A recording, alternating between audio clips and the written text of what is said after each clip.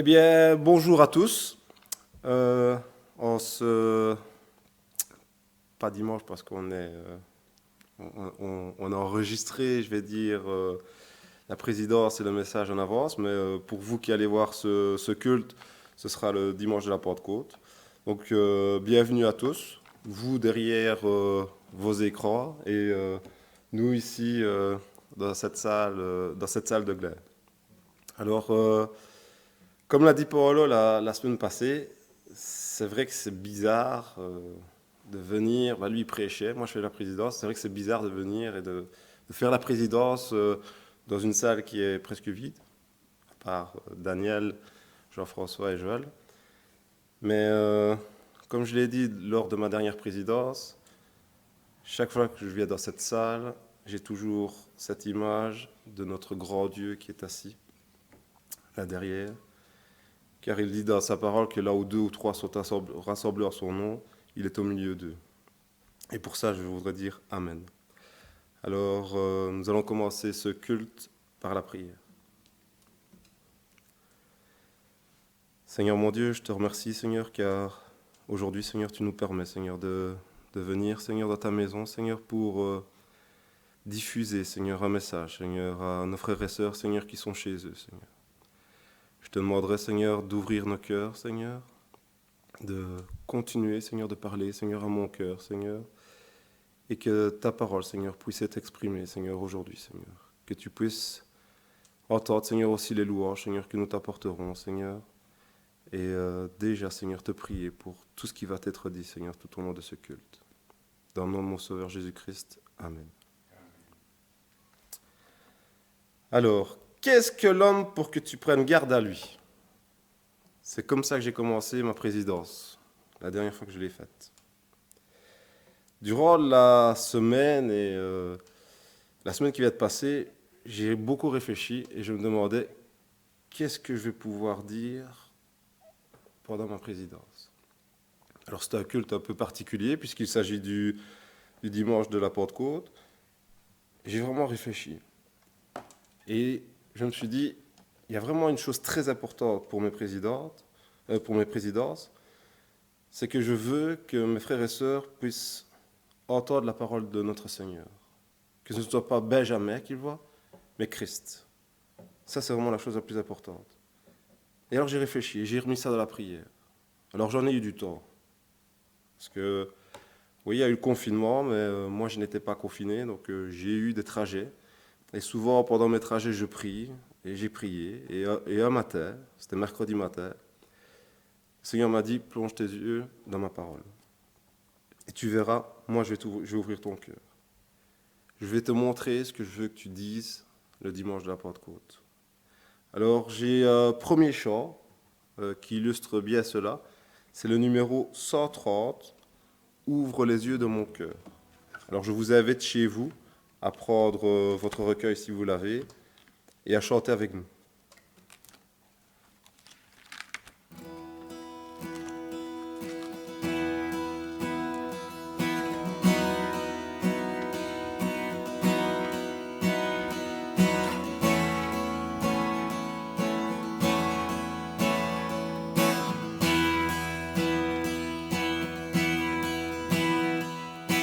Ouvre les yeux de mon cœur, ouvre les yeux de mon cœur, je désire te voir, je désire te voir. Ouvre les yeux de mon cœur, ouvre les yeux de mon cœur, je désire te voir, je désire te voir. Élevé au plus haut des cieux, rayonnant de l'éclat de ta gloire, répands ton amour, ta force, alors que nous chantons, tu es saint. Ouvre les yeux. Ouvre les yeux de mon cœur, ouvre Ouvre les yeux de mon cœur, je désire te voir. Je désire te voir. Ouvre les yeux de mon cœur, ouvre les yeux de mon cœur, je désire te voir. Je désire te voir. Élevé au plus haut des cieux, rayonnant de l'éclat de ta gloire, répands ton amour, ta force, alors que nous chantons, tu es saint. Tu es saint, tu es saint. Tu es saint, tu es saint. Tu es saint, tu es saint. Je désire te voir. Tu es saint, tu es saint. Tu es saint, tu es saint. Tu es saint, tu es saint. Je désire te voir.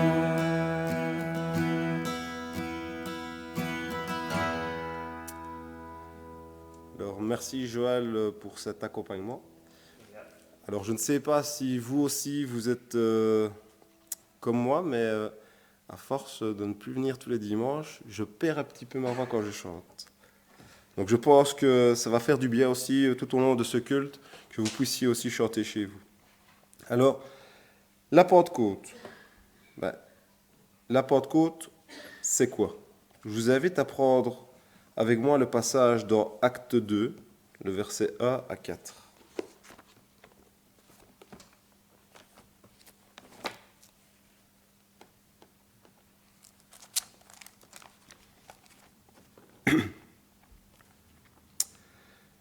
Lorsque le jour de la Pentecôte arriva, ils étaient tous ensemble, dans le même lieu.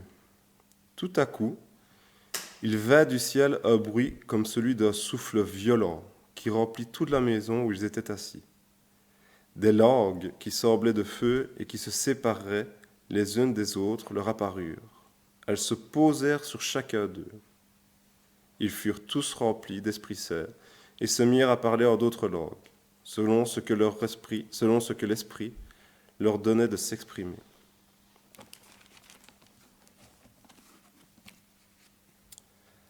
Alors la Pentecôte, c'est les disciples de Jésus qui ont reçu le Saint-Esprit.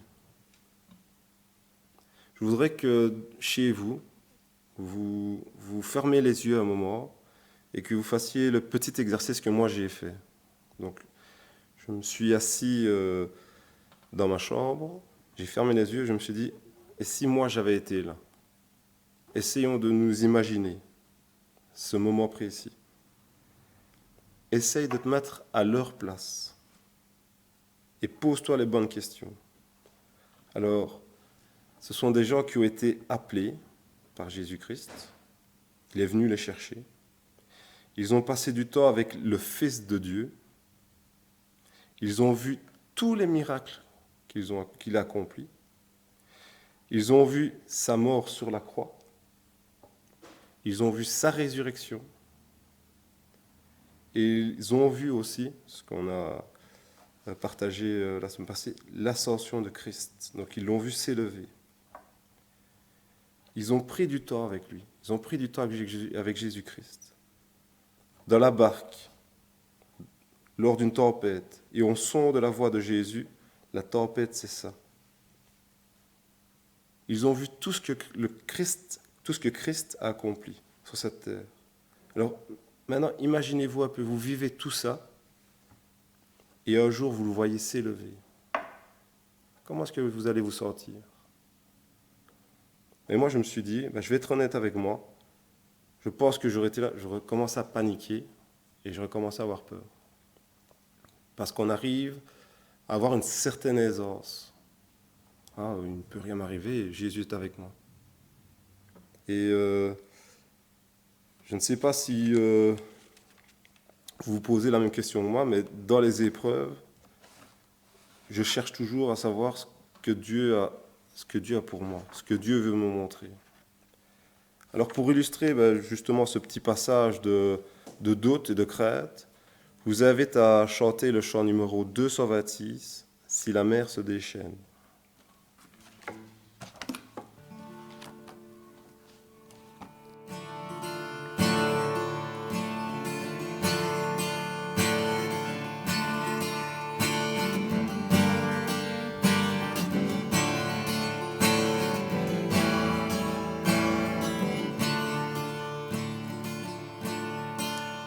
Si la mer se déchaîne, si le vent souffle fort, si la barque t'entraîne, n'aie pas peur de la mort. Si la barque t'entraîne, n'aie pas peur de la mort. Il n'a pas dit que tu coulerais, il n'a pas dit que tu sombrerais, il a dit allons de l'autre bord, allons de l'autre bord.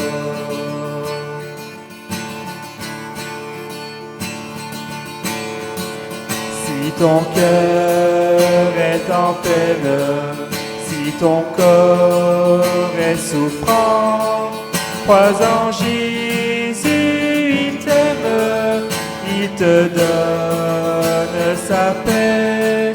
Crois en Jésus, il t'aime, il te donne sa paix. Il n'a pas dit que tu coulerais, il n'a pas dit que tu sombrerais, il a dit allons de l'autre bord, allons de l'autre bord.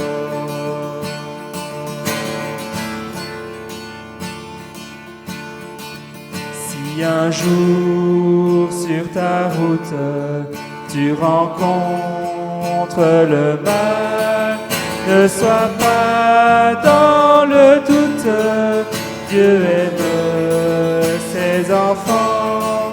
Ne sois pas dans le doute, Dieu aime ses enfants. Il n'a pas dit que tu coulerais, il n'a pas dit que tu sombrerais, il a dit allons de l'autre bord, allons de l'autre bord. Il n'a pas dit que tu coulerais, il n'a pas dit que tu sombrerais, il a dit allons de l'autre bord, allons de l'autre bord.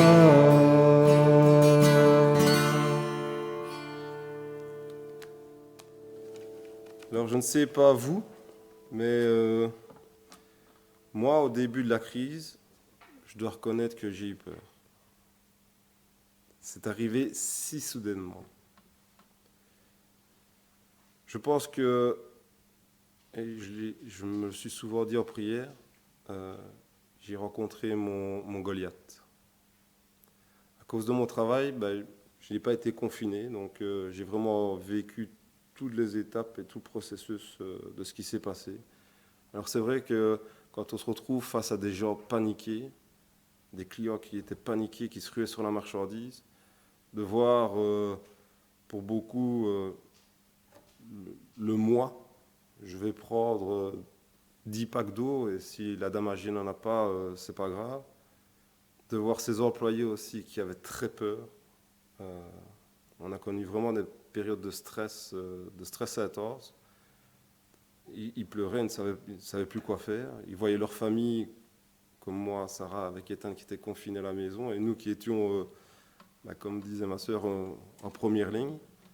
C'est vrai que ça a été un moment assez difficile et assez compliqué. Et J'avais toujours la même pensée au début du confinement, c'était si tu ramènes quelque chose à la maison, si tu ramènes ce virus, si Ethan ou Sarah tombent malades. Et j'ai vraiment eu des doutes et des peurs. Et je crois que je l'avais partagé aussi avec Michael.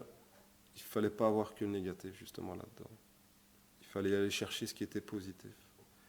Et avec Sarah, donc le dimanche, on regarde les cultes en streaming.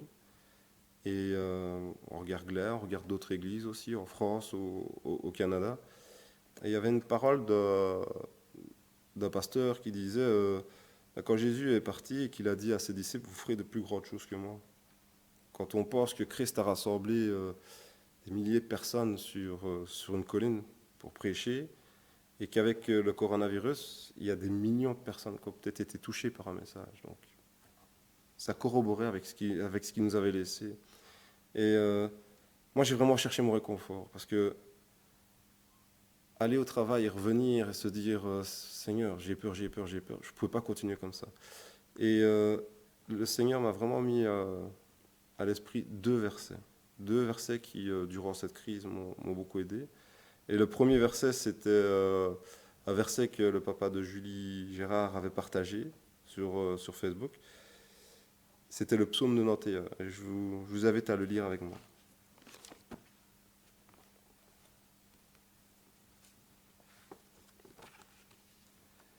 Celui qui habite sous l'abri du Très-Haut repose à l'ombre du Tout-Puissant. Je dis à l'Éternel, mon refuge et ma forteresse, mon Dieu en qui je me confie. Car c'est lui qui te délivre du filet de l'oiseleur, de la peste de ses ravages. Il te couvrira de ses plumes, tu te réfugieras sous ses ailes. Sa vérité est un bouclier et une cuirasse. Tu ne craindras ni la terreur de la nuit, ni la flèche qui vole de jour, ni la peste qui marche dans l'obscurité, ni la contagion qui frappe en plein midi. Que 1000 tombent à ton côté et 10 000 à ta droite, rien ne t'atteindra. Tu regarderas seulement de tes yeux et tu verras la rétribution des méchants. Donc ce psaume m'a vraiment fait beaucoup de bien, parce que je me suis dit, ok, on entend des milliers de personnes affectées, beaucoup de décès. Mais ne crains pas. Ne crains pas parce que Christ est avec toi. Et je voudrais chanter avec vous le chant numéro 217. Mon secours est en toi.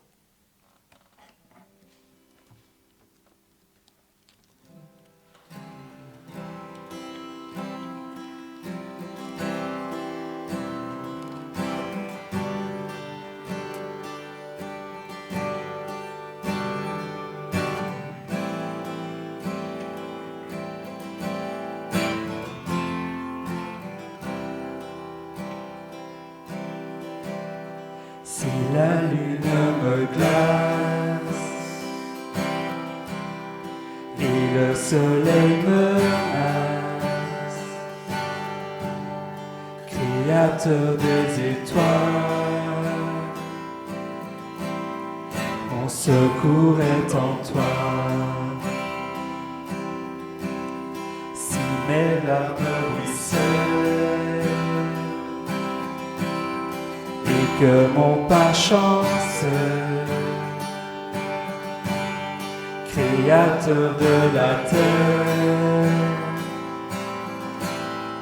mon secours est en toi.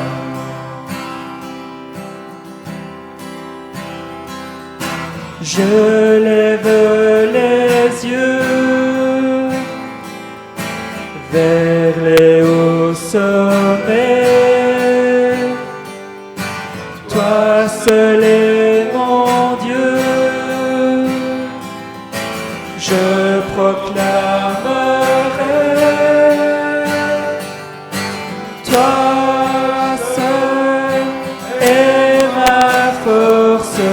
Toi seul me restaure, mon secours est en toi.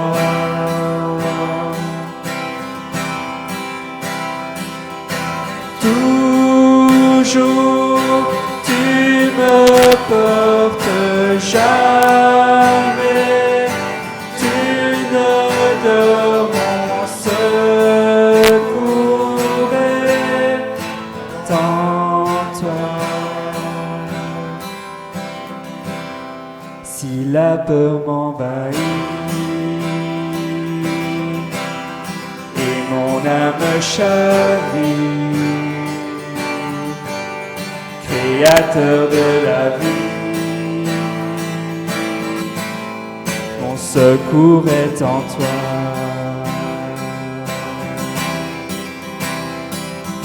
Je lève les yeux vers les hauts sommets. Toi seul est mon Dieu. Je proclamerai,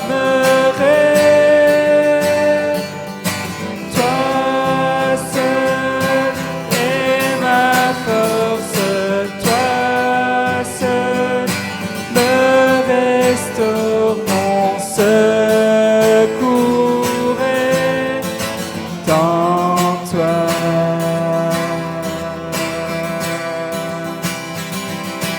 Toujours porte jamais, tu ne dors, mon secours est en toi.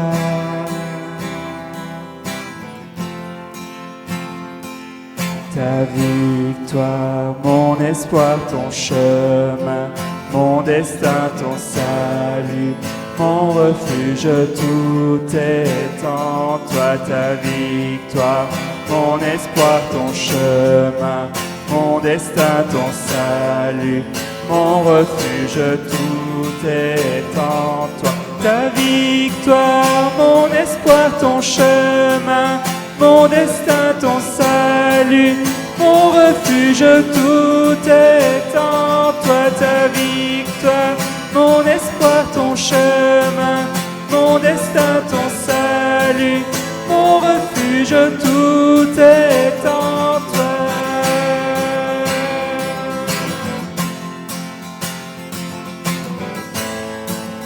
Mon refuge, tout est en toi.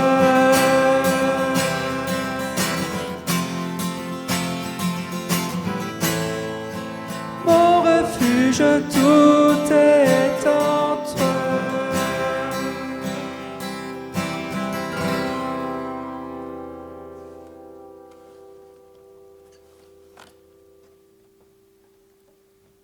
Merci.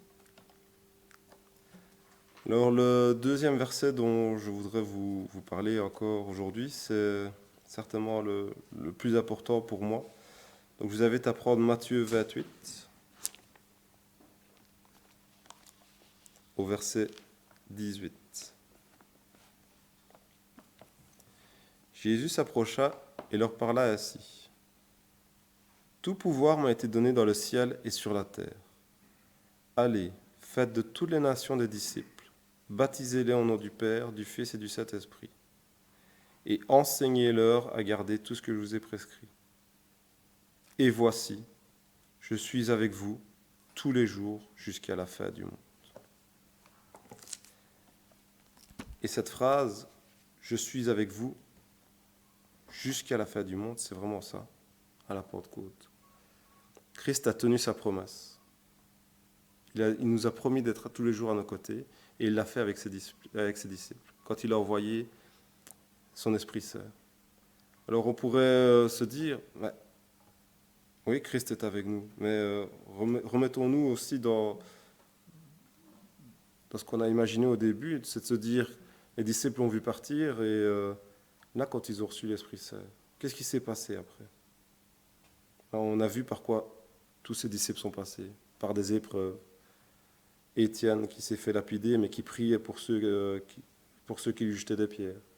Pierre en prison, qui est sorti pendant la nuit alors qu'il dormait entre deux gardes. Paul et Silas qui louaient Dieu en prison. Oui, moi ça m'a touché. Ça m'a vraiment touché, ça m'a vraiment aidé à passer au-dessus de... La crise n'est pas encore finie, mais ça m'a vraiment aidé à passer au-dessus de toutes ces épreuves. Et c'est vraiment ça aussi que je voudrais que vous vous compreniez ce matin et que vous puissiez garder à l'esprit. Alors, je vais prendre une image, je pense que j'en avais parlé lors de mes anciennes présidences. Le snowboard. Alors oui, c'est du sport. La météo n'est pas au ski ni au snowboard, mais quand vous faites du snowboard, on peut se dire que c'est technique, mais pas du tout. Pour tourner d'un côté, on regarde derrière, et par contre, quand on est dans une pente, et vraiment une belle pente, et qu'il faut tourner vers la gauche, ce qu'il faut faire, c'est se pencher en avant et d'aller regarder dans la pente. Et le premier réflexe d'un être humain, c'est quand on arrive dans une pente, c'est justement de s'écarter. Et je me souviens qu'au début où j'ai appris à faire du snowboard, j'avais vraiment cette difficulté d'aller chercher la pente, comme mon professeur me disait. Et la première fois où j'ai réussi, c'est parce que j'étais sur la piste et que j'ai prié et que j'ai dit écoute Seigneur, je voudrais vraiment réussir, je sais que tu es avec moi et aide-moi, relève-moi cette peur. Et c'est ce qu'il a fait. Et dans nos vies, avec lui, c'est ce qu'il nous demande aussi.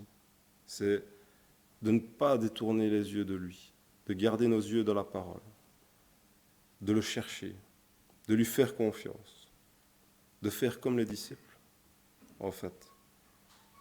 De vraiment regarder à Christ.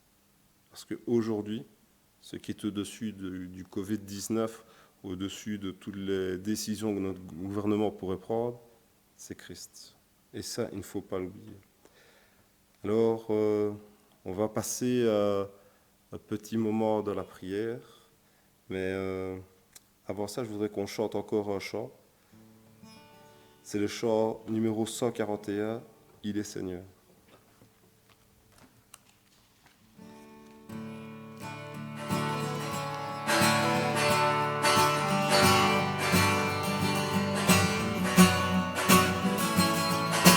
L'heure est arrivée, le moment de vérité, a sonné l'avènement de sa lumière.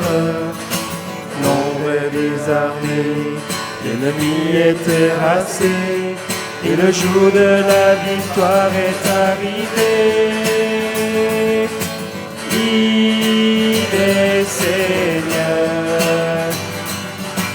il est vainqueur.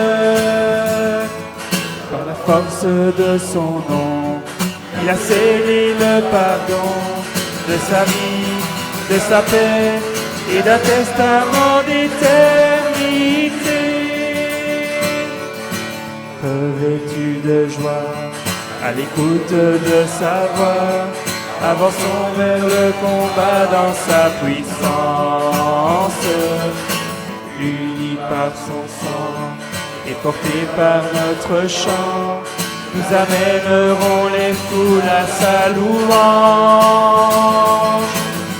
Il est Seigneur, il est vainqueur.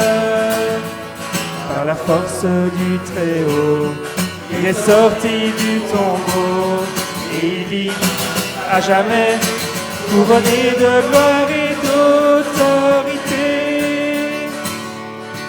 L'aube est déjà là, de ce jour où l'on verra le salut de Jésus-Christ briller sur terre.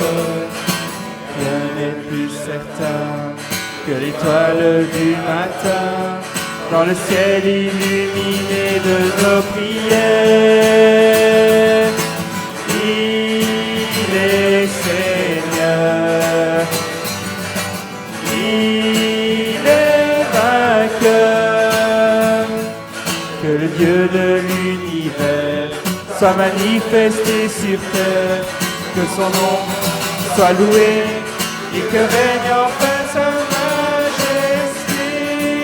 Il est Seigneur, il est Seigneur, il est vainqueur. Que le Dieu de l'univers soit manifesté sur terre, que son nom soit loué et que règne enfin sa majesté. et que règne enfin sa majesté, et que règne enfin sa majesté.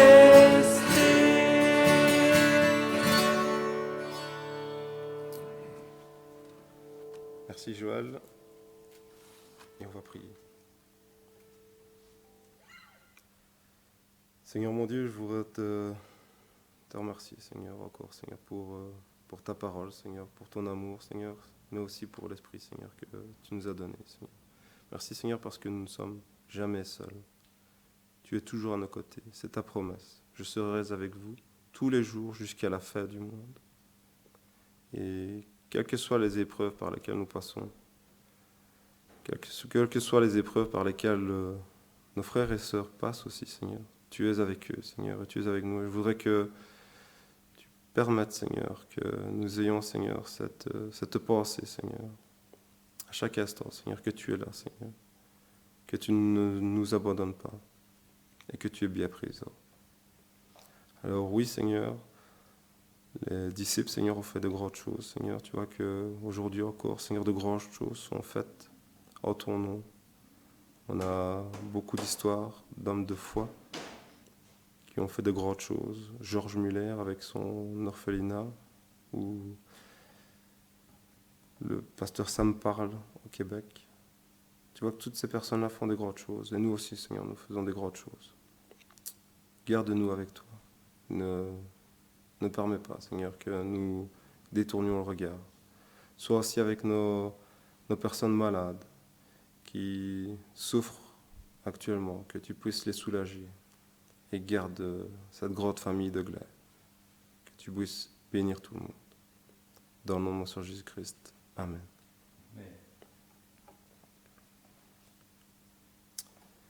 Alors, pour préparer la prédication que Daniel va nous amener, on va encore chanter un chant. Et on va chanter le chant numéro 88, « Plonge-moi dans ta rivière d'amour ».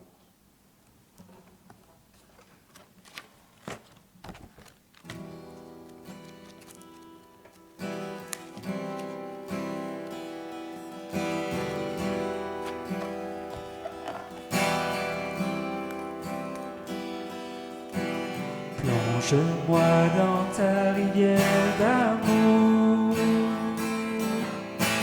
plonge mon esprit dans les profondeurs de ta joie, inonde le désert de mon âme, par la douce pluie du ciel. Mon rafraîchi quand ton onction m'envahit. Je suis restauré, guéri quand ton onction m'envahit.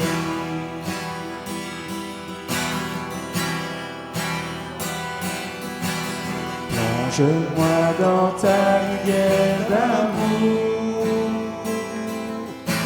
plonge mon esprit dans les profondeurs de ta joie, inonde le désert de mon âme, par la douce pluie du ciel. Mon âme est rafraîchie quand ton onction m'envahit. Je suis restauré, guéri quand ton onction m'envahit.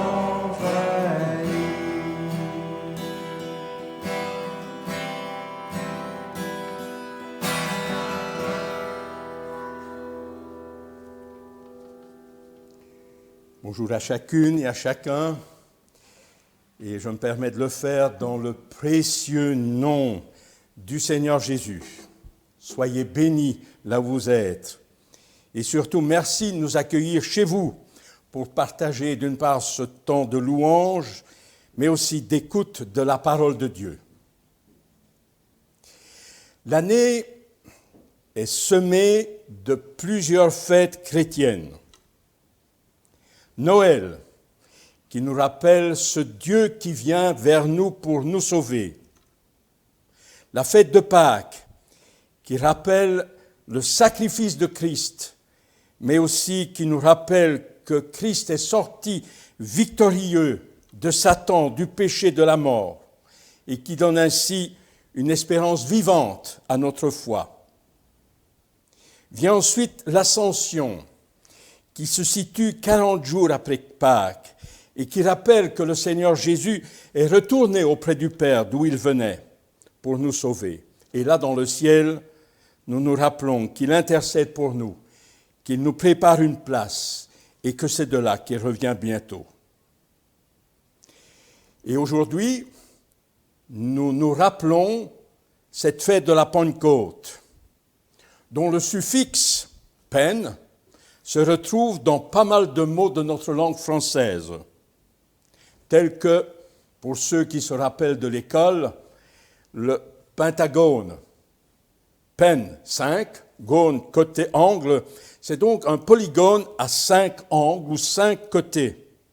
Ainsi, Pentecôte veut donc dire 50e jour après un événement, et dans le cas qui nous occupe, 50 jours après la fête de Pâques. Et une fête, Pentecôte, que nous nous rappelons en ce jour du 31 mai 2020. Je vous invite à faire la lecture de quelques textes bibliques qui encadreront le partage de la parole de Dieu.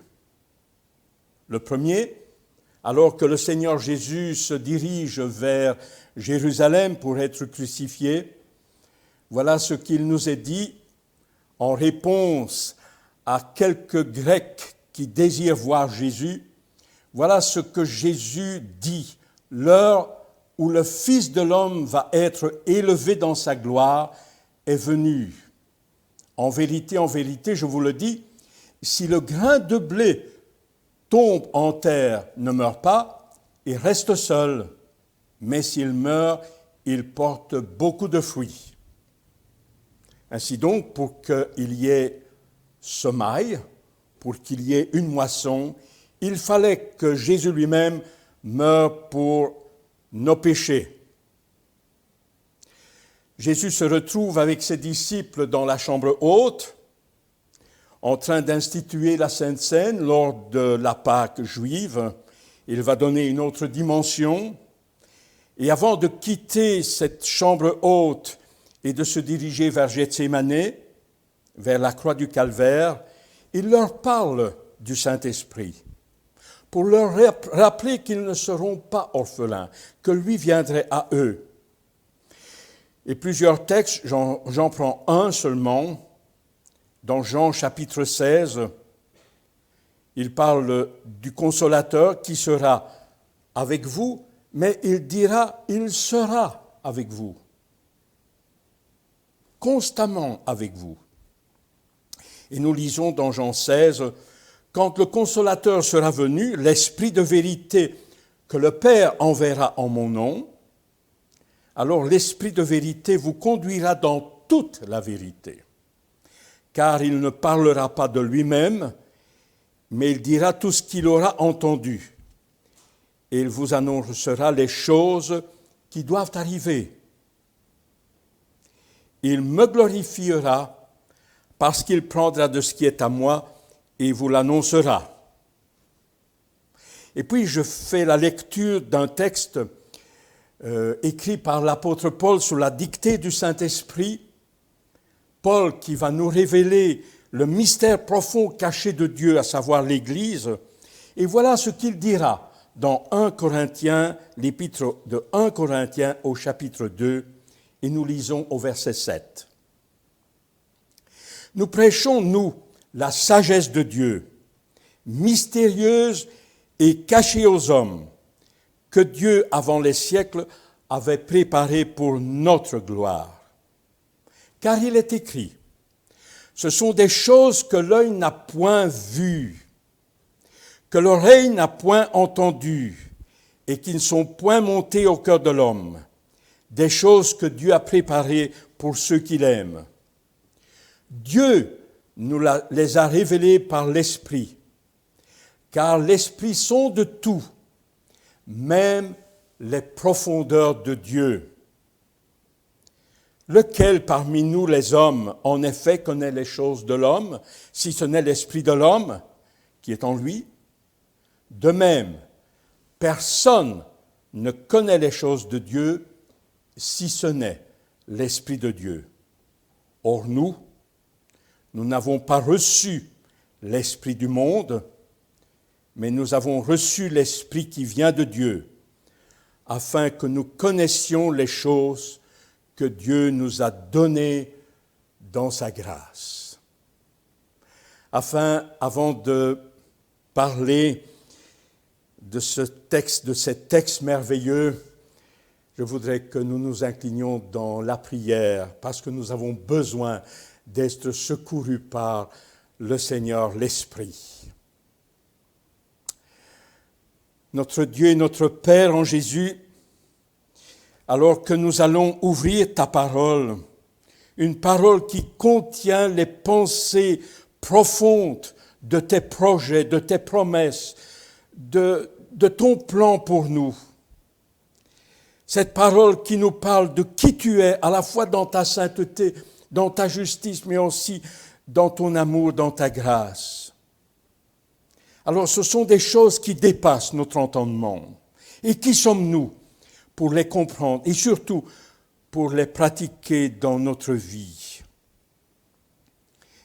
Ces paroles, tes pensées sont tellement éloignées des nôtres. Aussi haut sont éloignés les cieux de la terre, aussi haut sont nos pensées éloignées de toi. C'est pourquoi nous te demandons, ô notre Dieu, viens à notre secours. Viens, comme on l'a chanté au début, viens ouvrir notre cœur pour que nous puissions comprendre ton projet à notre égard lorsque ton esprit vient et anime nos pensées, anime nos vies. Alors que ton esprit donc éclaire ta parole et qu'elle devienne ainsi vie pour nous et pour ceux que nous allons côtoyer. Nous te le demandons, Père, au nom du Seigneur Jésus et pour la gloire de ton nom. Amen. Je vous invite à suivre avec moi la réponse à 2 questions que je me suis posées. Pentecôte existait-elle avant notre ère chrétienne? Si oui, sous quel nom? Et alors, y a-t-il une suite logique entre ce que nous fêtons aujourd'hui et qui existe depuis 2000 ans? Et la deuxième question que je me pose, et auquel nous allons répondre ensemble, comment cette fête qui existe depuis 2000 ans, peut-être même davantage, peut-elle être vécue encore aujourd'hui? Ou, autrement dit, comment ma vie peut-elle être influencée au quotidien par cette fête de Pentecôte? Abordons la première question. Pentecôte existait-elle avant l'ère chrétienne? Sous quel nom? Et l'ère que nous vivons, dans laquelle nous sommes, où nous fêtons aujourd'hui la fête de la Pentecôte, est-elle en lien avec ce qui existait avant? Dans Actes chapitre 1er, le jour de l'Ascension, Jésus avait donné un ordre à ses disciples de ne pas s'éloigner de Jérusalem et de rester dans la ville. Nous lisons donc dans Actes chapitre 1er et au verset 4. Comme Jésus se trouvait avec eux, avec ses disciples, avec les 12, il leur recommanda de ne pas s'éloigner de Jérusalem, mais d'attendre ce que le Père leur avait promis, ce que je vous ai annoncé, leur dit-il. Car Jean a baptisé d'eau, mais vous, dans peu de temps, vous serez baptisés du Saint-Esprit. Attendre. Un ordre assez étrange, bizarre, rare dans la bouche du Seigneur Jésus. C'est plutôt, quand il parle, une parole qui met en action, une parole qui met en marche. Il dira d'ailleurs un peu plus tard, « Allez, partons, hâtons-nous, allez, c'est immédiat, on y va, maintenant, aussitôt, aujourd'hui. » Mais voilà que parfois, comme pour les disciples, il faut attendre son ordre. Et c'est ce que nous sommes, les disciples en tout cas, le jour de la Pentecôte, sont en train d'attendre. Ils attendent cette mise en marche qui sera dite aux disciples lorsque le Seigneur va s'élever de la terre, où il leur dira, allez et faites de toutes les nations des disciples. Cela nous a été rappelé et lu. Mais pour l'instant, les disciples doivent rester sur place, prier. Et ils étaient là, dans cette chambre, sur l'ordre du Seigneur, à plus de 120, il y avait des femmes et les 12 disciples. Ils attendent la promesse que Jésus leur avait dit et que le Seigneur Jésus avait promis quand le Père enverrait le Saint-Esprit. Et ce temps d'attente dure 10 jours. Je ne sais pas si on organisait une réunion de prière qui dure 10 jours, comment nous serions. Mais en tout cas, ici, il semblerait qu'il y a eu une attente où l'ensemble des croyants présents dans cette pièce, au nombre de 120 et davantage, 132, plus les femmes, est attendu 10 jours. Et en ce dernier jour, de ces 10 jours d'attente, il y avait une foule nombreuse, au moins 10 000 personnes, qui sont venues dans la ville de Jérusalem, et ils sont venus à la fois de l'intérieur du pays, mais d'au-delà du pays. Et les Juifs étaient réunis à Jérusalem pour célébrer une fête, celle que Dieu avait donnée par l'intermédiaire de Moïse au peuple d'Israël. Cette fête s'appelait la fête de la moisson. Et nous lisons dans Exode, chapitre 23, au verset 16, ce que Dieu dit au peuple par l'intermédiaire de Moïse. « Vous célébrerez la fête des moissons au moment où le peuple moissonne les premiers fruits des champs qu'il aura cultivés. Et en automne, à la fin de l'année, vous célébrerez la fête de la récolte lorsque vous aurez fini de récolter les produits de votre plantation. » Dieu demande au peuple de se réjouir devant lui des premiers produits de la moisson. Moisson, bien sûr, qui se prolongera jusqu'à la fin de l'année. Mais je me pose la question, aujourd'hui, et depuis l'ère chrétienne, quels seront ces premiers fruits de la moisson spirituelle? Encore une remarque avant d'aborder le sujet et de répondre à la question. Il y a plus ou moins 2000 ans, et c'est un fait qui m'a marqué, qui est surprenant, cette fête de la moisson a coïncidé parfaitement avec le 50e jour après Pâques, c'est-à-dire le 50e jour après la résurrection du Seigneur Jésus. Reconnaissons qu'il n'y a que le maître de l'histoire, de la grande histoire, Dieu lui-même, qui puisse faire coïncider la fête de l'Ancien Testament, appelée la fête de la moisson, où l'on venait bénir le Seigneur pour les premiers fruits de la récolte, avec le 50e jour qui allait devenir la fête de la Pentecôte. Et tout comme le repas de Pâques juif dans lequel Jésus a instauré la Sainte Seine, en y donnant ainsi un souvenir et aussi une espérance lorsque nous la pratiquons, de même la fête de la Pentecôte, si nous y réfléchissons, va prendre aussi un nouveau départ pour nous. Et je vous invite à prolonger ce qui a déjà été lu dans Actes chapitre 2, et je souligne qu'il est 9 heures du matin. Ça fait 2000 ans que cette histoire s'est passée, et ça s'est passé le 50e jour après la résurrection du Seigneur Jésus, ou 40 jours après son ascension. 10 jours, après son ascension. Je ne lirai pas les 4 premiers versets qui ont été lus. Je commence à partir du verset 5. Or, il y avait en séjour à Jérusalem des hommes, des Juifs, pieux, qui étaient de toutes les nations. Et au bruit qui eut lieu, la multitude accourut, et elle fut confondue parce que chacun les entendait parler dans sa propre langue. Ils étaient tous dans l'étonnement et la surprise. Ils se disaient l'un à l'autre, « Mais ces gens, ne sont-ils pas tous des Galiléens, autrement dit, entre parenthèses, des gens peu instruits? Et comment pouvons-nous les entendre dans notre propre langue, dans notre langue maternelle ?» Et c'est alors qu'il y a eu là un discours au sein de cette foule où chacun a exprimé d'où il venait, son origine. Les uns ont dit « Ah, moi, je viens de Parthe. » Ah, un autre a dit « Ah, moi, je viens de Mède. » Et ainsi, diverses régions ont été citées. Bon, des régions qui est difficile à retenir, mais j'en lis quelques-unes, parce que nous les connaissons.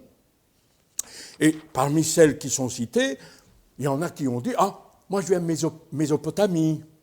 Ah, moi je suis de la Judée. » Alors, un autre de la Cappadoce, du Pont. « Moi je viens de l'Asie. Moi je viens de l'Égypte, de la Libye. Ah, nous venons de Rome. Moi je suis juif de naissance. Moi je me suis converti à la religion juive. Moi j'habite l'île de Crète. Moi, je viens d'Arabie, et ainsi de suite. Mais alors, comment se fait-il que toute cette population qui ont une langue différente peuvent-ils entendre les propos qui concernent Dieu lui-même, les choses merveilleuses que Dieu veut leur dire? Et pas étonnant qu'ils étaient, au verset 12, ils étaient tous dans l'étonnement, ne sachant que penser. Il y en a qui disent « Oh, ils ont bu, ils sont ivres. » D'autres se moquaient. Et voilà que Pierre, à 9 heures du matin, ou selon certaines versions, c'était la 3e heure du jour. Et pour nous, si on doit la traduire à 9 heures du matin, Pierre se lève et dit « Écoutez, à cette heure-ci, ce n'est pas possible, ils ne sont pas ivres. » Et nous lisons ce que Pierre, en parlant bien sûr du prophète Joël, va leur dire, et nous arrivons au verset 21. Et Pierre de dire à cette foule, « Quiconque invoquera le nom du Seigneur sera sauvé. Hommes israélites, écoutez ces paroles. Jésus de Nazareth, cet homme à qui Dieu a rendu témoignage devant vous par des miracles, des prodiges, des signes, qu'il a opérés par lui au milieu de vous, comme vous le savez vous-même, cet homme, livré selon le dessein arrêté de Dieu, selon la préscience de Dieu, vous l'avez crucifié, vous l'avez fait mourir par la main des impies. Mais Dieu l'a ressuscité en le délivrant des liens de la mort, parce qu'il n'était pas possible qu'il fût retenu par elle. C'est ce Jésus que Dieu a ressuscité. Nous, les apôtres, nous en sommes témoins. Et maintenant, verset 33, il est élevé par la droite de Dieu. Il a reçu du Père le Saint-Esprit qui avait été promis et l'a répandu comme vous le voyez et comme vous l'entendez. Verset 36, que toute la maison d'Israël sache donc avec certitude que Dieu a fait Seigneur et Christ ce Jésus que vous avez crucifié. Et après avoir entendu ce discours, cette foule de plusieurs nations, ayant entendu le conseil de Dieu dans sa propre langue, ils eurent le cœur vivement touché. Et ils dirent à Pierre et aux autres apôtres, « Hommes frères, que ferons-nous » Et Pierre leur dit, « Repentez-vous et que chacun de vous soit baptisé au nom de Jésus-Christ pour le pardon de vos péchés, et vous recevrez alors le Saint-Esprit. » Et ceux qui acceptèrent la parole, au verset 41, étaient au nombre de 3000. Quelle moisson, bien-aimés! Quelle moisson! il nous est dit que le Seigneur ajoutait chaque jour à l'Église ceux qui étaient sauvés. La prédication de la croix, sous l'autorité et la direction du Saint-Esprit, a pour résultat le salut des âmes. Dieu a décidé de sauver l'humanité par ce que l'homme considère comme de la folie, voire même le scandale, par la prédication de la croix. Lorsque celle-ci est appliquée par le Saint-Esprit au cœur et aux consciences. Et il nous est dit qu'en ce premier jour de Pentecôte, 3000 personnes se sont tournées vers le Seigneur Jésus, se sont repenties de leurs péchés, se convertirent et ils ont reçu d'une part le pardon et la certitude de la vie éternelle. Et c'est alors que le Seigneur les a ajoutés à une nouvelle famille, dont Paul révèle le mystère caché de tout temps, mais qu'aujourd'hui nous pouvons proclamer l'Église, corps de Christ. Quelle belle moisson, bien-aimés, en ce premier jour de Pentecôte, suite à la semence jetée comme nous l'avons lu. Il fallait que Jésus-Christ meure pour qu'une moisson soit levée. Plus tard, 5000 personnes. Et puis des familles de tous horizons, de toutes langues, de toutes tribus. Un évangile qui s'est répandu jusqu'aux extrémités de la terre, dont nous sommes, nous, dans notre Belgique, encore bénéficiaires, bien que la Belgique s'éloigne de plus en plus de l'évangile. Nous sommes bénéficiaires de ce que cette parole nous est venue jusqu'à nous. Ainsi, depuis cette première fête de Pentecôte, l'Église grandit. Le Seigneur ajoute à son corps, qui est l'Église universelle, et ceux qui sont réellement nés de nouveau. C'est là le mystère profond que Paul révèle. Ceux qui sont nés de Dieu, qu'ils soient juifs ou non juifs, sont scellés du Saint-Esprit dès qu'ils confessent et se repentent de leurs péchés. Ils sont introduits par le Saint-Esprit dans le corps de Christ, par le Seigneur lui-même, et participent dès lors aux promesses données par le Seigneur. Ainsi, depuis ce jour où le Saint-Esprit est venu pour faire son œuvre de conviction de péché, de justice et de jugement, en réponse à la confession, le Saint-Esprit donne la vie aux croyants. L'Église grandit. Oh, je ne parle pas de l'Église locale, bien que je souhaite qu'elle grandisse, et à laquelle nous nous sommes joints. Mais je veux dire par là que ce n'est pas parce que nous participons aux différentes rencontres d'une Église locale que nous appartenons à Christ. Seul le Saint-Esprit amène cette conviction dans notre esprit que Dieu est vraiment notre Père lorsque nous sommes nés de nouveau. Qu'est-ce qui fait donc la différence entre la fête de la moisson, qui est, comme je vais l'appeler, la Pentecôte de l'Ancien Testament, et la Pentecôte du Nouveau Testament de notre ère chrétienne? Voilà, il y aurait beaucoup à dire. Mais dans l'Ancien Testament, le Saint-Esprit n'habitait pas en permanence dans le croyant, mais reposait simplement sur lui, pour un temps, pour le temps d'une œuvre, d'une action. Par contre, dans le Nouveau Testament, le Seigneur a promis que le Saint-Esprit serait toujours avec nous, qu'il habiterait en nous et nous communiquerait sa grâce. À chacun dès lors de ne pas attrister le Saint-Esprit ni l'éteindre, mais constamment être sous son autorité.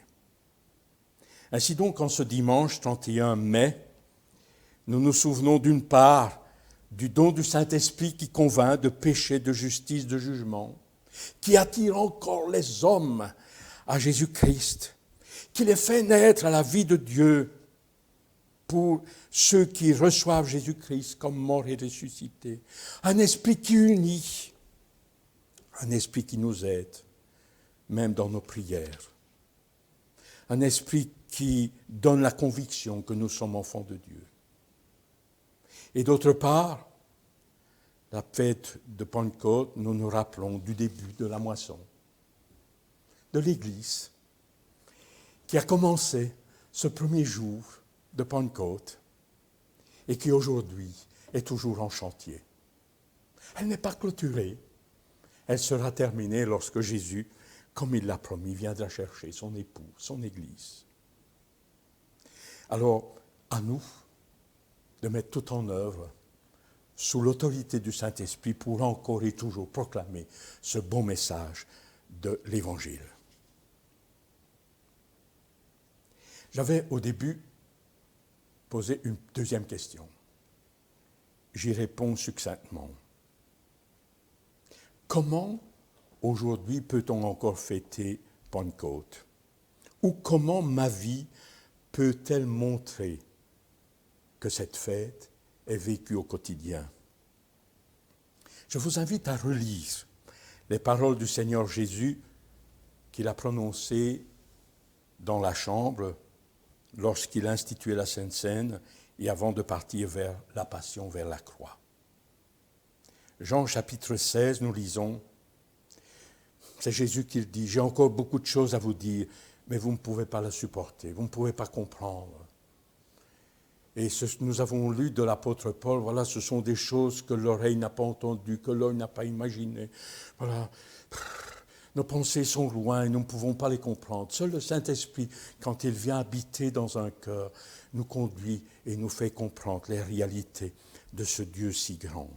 Et je continue la lecture au verset 13. « Quand le Consolateur sera venu, l'Esprit de vérité, il vous conduira dans toute la vérité. Il ne parlera pas de lui-même, mais il dira tout ce qu'il aura entendu et il vous annoncera les choses qui doivent arriver. Cet Esprit me glorifiera parce qu'il prendra de ce qui est à moi et vous l'annoncera. » Voilà un des objectifs du Saint-Esprit, qui, de mon avis, est primordial, est essentiel dans ma vie.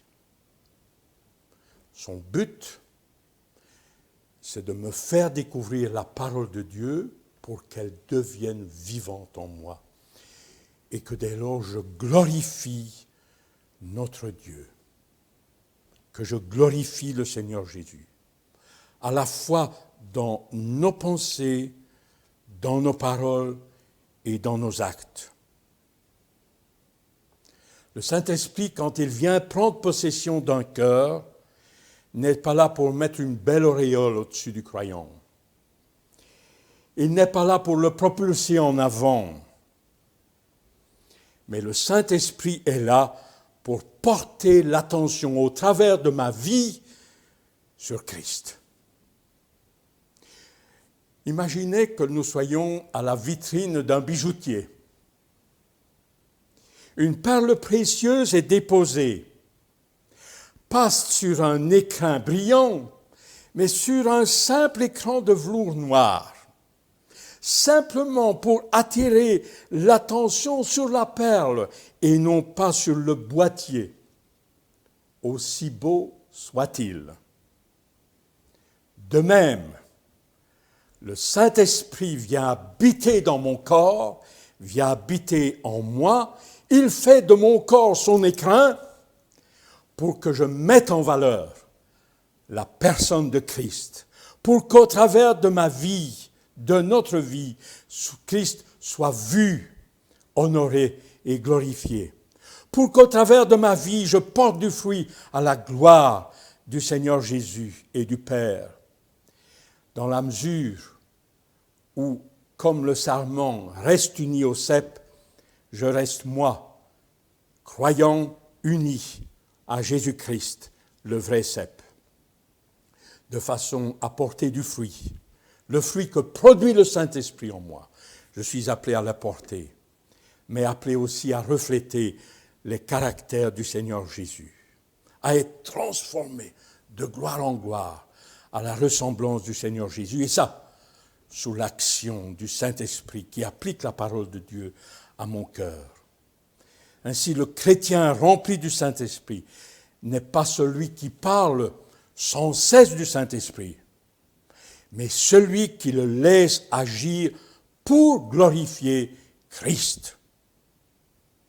Le jour de la Pentecôte, la moisson a commencé par la prédication de l'Évangile.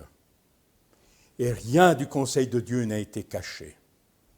Aujourd'hui, bien-aimés, si Christ est au centre de notre prédication, il est glorifié. Il ajoute des âmes qu'il sauve. La parole de Dieu doit agir en nous comme l'épée de l'Esprit. Elle est la vérité qui nous sanctifie. Et la parole de Dieu, lorsqu'elle est proclamée, lorsque la croix de Christ et sa résurrection et son ascension et son retour sont proclamés avec force sous l'action du Saint-Esprit, alors nous glorifions Christ. Laissons donc le Saint-Esprit agir dans nos vies. Laissons le Saint-Esprit souffler le vent divin de sa parole dans nos voiles. Étendons-les. Mettons les cordages à fond pour que rien ne vienne faire obstacle à la présence de Christ dans nos vies par le Saint-Esprit. Alors, Christ sera glorifié en nous et par nous.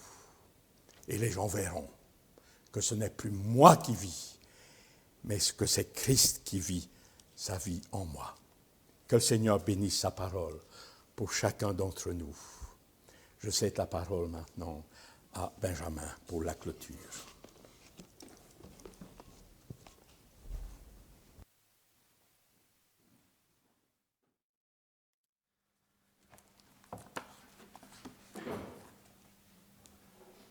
Alors, merci Daniel pour cette parole que notre Seigneur a placée dans ton cœur, qu'on puisse se l'approprier aussi et y réfléchir tout au long de la journée, mais aussi au long des prochains jours. Alors, nous allons chanter un dernier chant pour clôturer, mais avant cela, je vais vous proposer de faire la collecte. Alors, je me doute que derrière vos écrans, vous êtes peut-être en train de rigoler. Faire la collecte... Non, je ne vais pas demander à Piotr de passer, faire du porte-à-porte chez vous pour faire la collecte, mais je pense que ce n'est pas cette crise qui doit être un frein à ce que nous donnions notre dîme. Comme je vous l'ai dit tout à l'heure, j'ai vu plusieurs églises faire des streamings les dimanches et les pasteurs passaient souvent ce message de collecte. Et j'y réfléchis, je me suis dit, Seigneur, c'est pas parce que j'ai été confiné chez moi que je ne peux pas continuer à donner pour l'Église. Je n'ai manqué de rien. Et je pense que ce que tu m'as donné, je peux bien te rendre une petite partie. Et je vous propose de le faire aussi. Alors, pas forcément à venir à l'Église pour faire la collecte, mais je pense que Piotr peut vous donner le compte en banque de l'Église, ou JF peut peut-être essayer de l'incruster sur la vidéo, et que ce ne soit pas un frein pour nous. Alors nous allons chanter le chant numéro 185, soit le centre, qui rejoint le message que Daniel nous a apporté ce matin.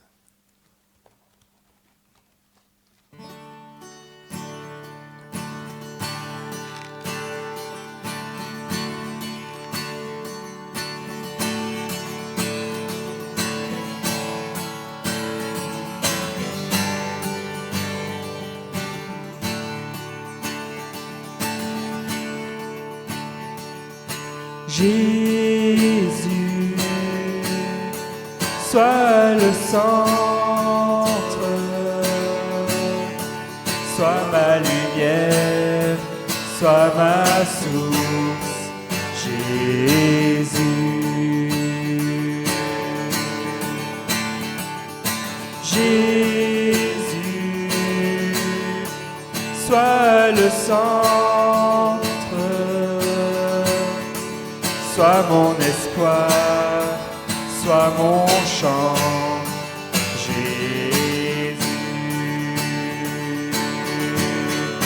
Sois le feu dans mon cœur, sois le vent dans mes voiles, sois la raison de ma vie, Jésus, Jésus. Jésus, sois le centre, sois ma lumière, sois ma source, Jésus. Jésus, sois ma vision, sois mon chemin, sois mon guide, Jésus. Sois le feu dans mon cœur, sois le vent dans mes voiles, sois la raison de ma vie, Jésus, Jésus. Sois le feu dans mon cœur, sois le vent dans mes voiles, sois la raison de ma vie, Jésus, Jésus. Jésus, sois le centre, sois ma lumière, sois ma source, Jésus.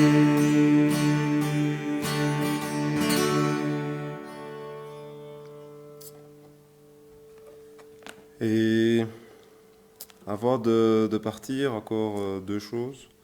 La première, merci à Jean-François pour la technique. Merci à Joël pour l'accompagnement en louange et merci à Daniel pour cette belle prédication. Et je vais vous lire le verset que le Seigneur a mis à cœur pour la bénédiction dans Hébreux 13 au verset 20. Que le Dieu de paix, qui a ramené d'entre les morts le grand berger des brebis, par le sang d'une alliance éternelle, notre Seigneur Jésus, vous rende apte à tout ce qui est bien pour faire sa volonté, qu'il fasse en nous ce qui lui est agréable, par Jésus-Christ, à qui soit la gloire au siècle des siècles. Amen.